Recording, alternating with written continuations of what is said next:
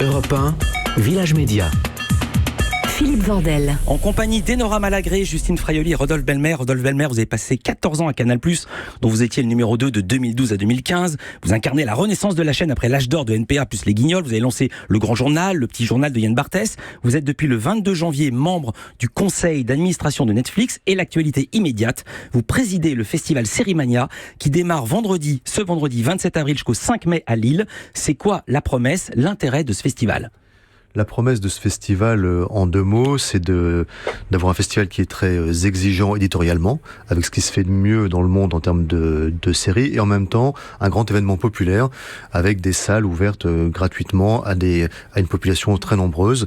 À vendredi soir, on avait plus de 20 000 personnes qui s'étaient inscrites et qui avaient retiré des tickets. Alors, des noms ronflants, compétition française, une compétition officielle, comme président du jury, j'arrive à le dire, Chris Brancato, dites qui il est. Chris Brancato, c'est un showrunner, comme on dit dans la terminologie de la profession. Donc une personne qui dirige la production de séries. Il a dirigé X-Files pour commencer. Il a dirigé dernièrement Narcos. Donc c'est un des grands noms mondiaux de la production de séries. Voilà, des séries en première mondiale. Elles viennent des États-Unis, de France, d'Israël, de Russie, de partout. Danemark, oui. Il y a une compétition française aussi. Je vais en citer deux insoupçonnables, avec un casting de Ligue des Champions. Emmanuel Seigné, Melville Poupeau, Jean-Hugues Anglade, Claire Kem, La Fouine. Et Nu, vous l'avez vu, Nu ? Non, je l'ai pas vu, Nu. Vous savez ce que ça raconte ou pas ? Je sais ce que ça raconte, en plus c'est des copains à moi qui l'ont écrit. Donc ça vous fait rigoler. Alors, allez-y, racontez Nu, raconté par Rodolphe Belmer, je prends.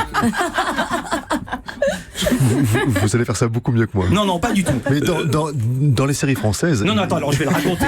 Je vous donne le pitch. Ça se passe en 2026. Un changement radical de la loi impose à tout le monde de vivre nu dans une France pacifiée et apaisée. Mais ça existe déjà, c'est le Cap d'Agde. Oui, mais là, c'est toute la France et le Cap d'Agde. C'est-à-dire t'es nu au péage et au café de Flore. Constamment, en permanence. Mais vous l'avez pas vu encore. Cool. C'est assez drôle. Il y a aussi une sélection Best of USA. Tous les patrons de chaînes vont venir faire leur marché. Comment ça se passe ? C'est comme à Cannes. On vient acheter des séries. Non, il n'y a pas de marché en fait. C'est un festival. Donc l'idée c'est d'aller présenter des grandes séries qui ont été sélectionnées parce que elles ont des qualités narratives très fortes. Il n'y a pas d'achat. À Lille, c'est un forum de promotion des grandes séries mondiales. Il y a le PDG de Netflix en personne qui sera là, Reed Hastings. Il va donner une conférence où il sera juste là pour faire des déjeuners, des dîners. Alors en fait, le 3 mai, en plein milieu du festival, on a créé ce qu'on appelle les Dialogues de Lille, qui est un forum de discussion entre les grands décideurs mondiaux de l'audiovisuel, dont l'idée c'est d'aller un peu penser l'audiovisuel européen de ces prochaines années. On a un moment de tournant important dans les médias dans le monde en ce moment, en particulier en Europe, et c'est important que les grands décideurs qui ont un impact sur l'audiovisuel européen puissent se rencontrer, exprimer leurs idées. C'est important, mais comment avez-vous réussi ce tour de force ? Il y aura également la ministre de la Culture, Françoise Nyssen. Il y aura en gros les patrons de toutes les chaînes, les plus grandes chaînes sont soutien du festival. Comment avez-vous réussi à convaincre tout le monde de discuter ? Je pense que tout le monde s'est retrouvé autour de cette ambition. L'ambition de créer un grand festival en France pour la promotion des séries ambitieuses, c'est un objectif derrière lequel tout le monde peut se rencontrer. Donc tout l'audiovisuel français s'est rencontré derrière cet objectif. Ensuite, les grands intervenants qui ont envie d'avoir un point de vue sur ce que sera l'Europe de l'audiovisuel demain se sont rencontrés aussi sur cet objectif. Donc on aura effectivement Reed Hastings qui vient parler, on aura le numéro 2 de la Commission européenne, Monsieur Ansip, qui vient parler, la patronne mondiale d'Endemol Shine. Donc toutes ces personnalités qui ont un intérêt à ce que l'écosystème européen soit vivace, viennent de donner un point de vue, leurs ambitions, leurs stratégies, et se rencontrer juste pour faire connaissance. Et attention, c'est pas tout. Il y aura également Patrick Duffy, le Bobby de Dallas.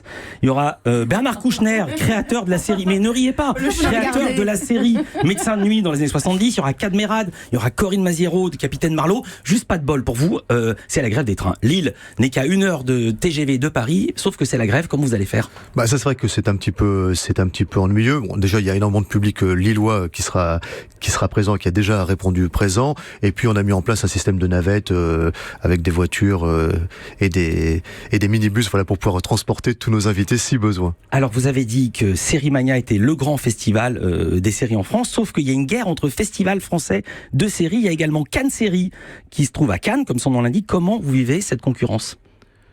On le vit bien. Moi, je ne pense pas qu'il faille opposer les festivals les uns aux autres. Il n'y a pas de concurrence entre les festivals. Oui, mais il n'y a qu'un festival de Cannes dans le cinéma. Il ne peut pas y en avoir deux. Il y a un festival à Cannes, il y a le festival des Lumières à Lyon, il y a le festival des premiers films à Angoulême, le festival film américain à Deauville.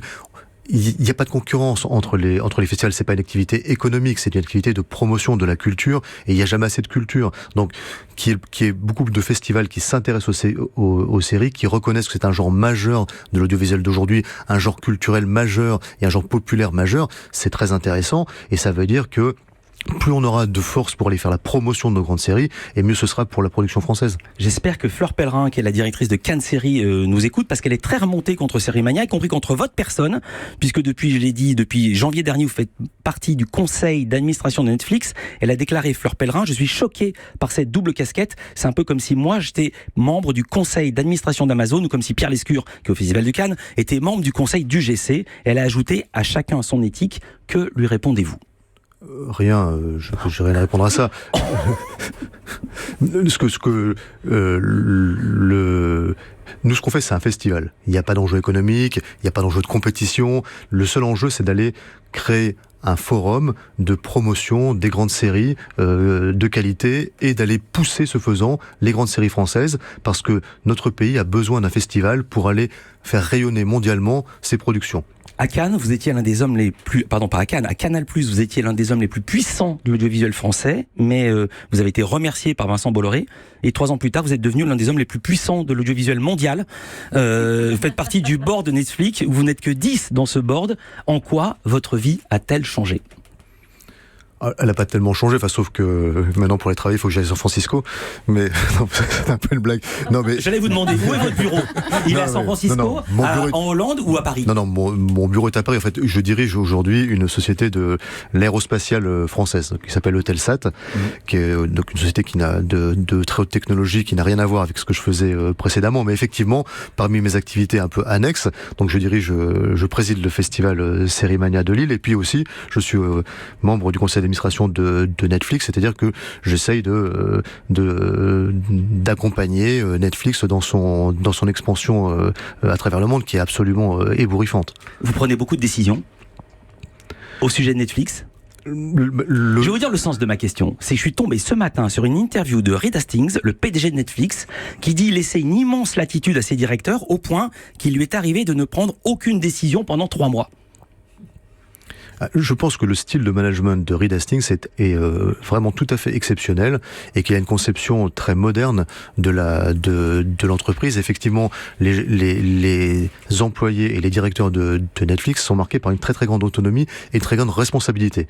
Et c'est comme ça qu'ils arrivent, alors qu'ils sont très peu nombreux, ils sont 3500 dans le monde, à développer une entreprise qui a un succès pareil. C'est parce qu'ils croient vraiment dans le talent individuel qui laisse s'exprimer. 8 milliards d'investissements dans le monde entier, 1 milliard sur les productions européennes. Quid des productions françaises ? On sait qu'il y aura un doc sur le 13 novembre signé des frères Naudet, un doc sur l'affaire Grégory, une série signée Damien Chazelle, une série comédie. Qu'est-ce que vous pouvez nous annoncer d'autre ? Moi, j'annonce rien sur ce sujet. Moi, je suis administrateur de la société, donc c'est-à-dire que j'accompagne la société dans ses grands enjeux stratégiques. Je ne prends pas de décision au quotidien sur la programmation, sur les budgets, sur la promotion des programmes. Vous prenez pas de décision, ou vous voulez pas nous le dire maintenant là tout de suite ? Non, mais un administrateur en anglais s'appelle non-executive director. Non-executive, ça veut dire qu'il n'est pas censé prendre des décisions au quotidien. Europe.